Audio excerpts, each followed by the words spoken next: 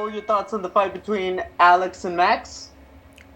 I thought it was a great fight. I thought Max had won, but that's how it goes sometimes. And I had round 1, 2, and 3 for Max, 4 and 5, or you could even argue 4, in my opinion. But I'm biased, obviously. I was rooting for the Hawaiian, but it was a good fight. I thought he did great, but sometimes that's how it goes. You fought around the same time as Calvin back in May. When you had your fight and you saw obviously he had his, did you feel like this might be a guy that they pair you up with? At the time, no.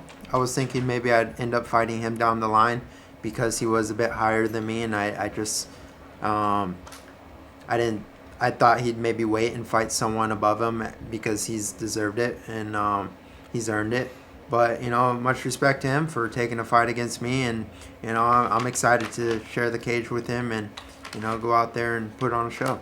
Obviously, we knew this was a big fight going in. And I know, you were obviously friends and a big fan of Max Holloway. But in a weird way, does it make it easier going for the title now, knowing that it's Alex, a chance to avenge Hawaii a little bit? I mean, does it make it easier? Because I know you didn't want to fight Max. I know that's not a fight you really wanted. You would have taken it, but I know it's not one you wanted. Yeah, for sure. Definitely more motivation to go after the Aussie than my fellow Hawaiian. So I'm excited. I'm hungry. I have a tough opponent in front of me, but who knows? You never know what's going to happen in this division. I could go out there and get a big win over Cater and get a title shot because you got these top 5 guys. The guys in the top 5 aren't active, and I'm active. I'm out there. I'm winning. This is my 3rd fight this year, and if I keep going out there and I keep winning, pretty soon you can't deny me.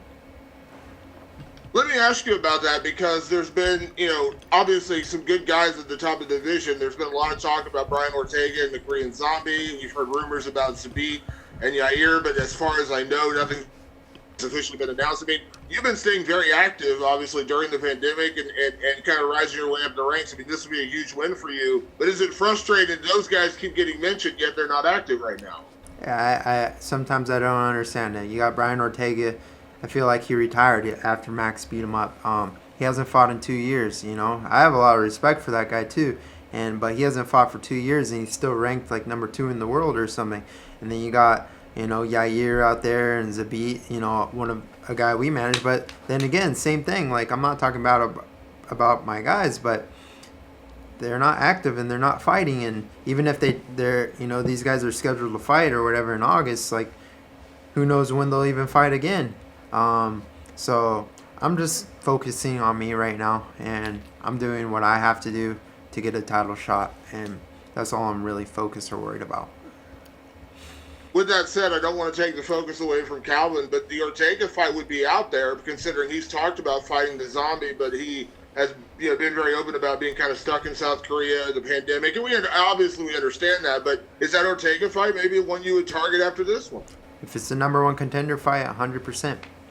Whatever it takes. I'm out there, and like I said, I'm going to keep being active and I keep winning. I know Alex wants to stay active as a champion, and he wants to get one fight in before the year ends. So, whatever it's going to take, I feel like I'm the guy, but we'll see what happens. If I got to fight Ortega, if I got to fight a Zombie, I'm going to fight those guys.